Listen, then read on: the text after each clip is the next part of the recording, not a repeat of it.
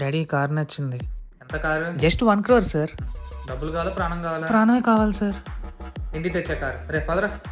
ఎవడ్రా ఇక్కడ పడుకుని పోయాడు? ఓహో చంపేసి తీయడం మర్చిపోయినట్టున్నారు. డాడీకి డెడ్ బాడీ తీసుకెళ్ళి లోపల పెట్టే. లోపల పెట్టడం ఏంటి? రేయ్ నా కొడుకు నీ కూతురు ప్రేమించుకున్నారు, మధ్యలో నీ కాల్ ఏంటి? మీరు మీ కూతుర్ని ఇలాగే బయటకు వదిలేస్తారా? నా కూతురు వదలను, కానీ నువ్వు నీ కూతురు వదిలేయాలి. ఇది ఎక్కడ న్యాయం అండి? ఆయన గురించి అదర్ మాట్లాడతాడు సోదాయుడు.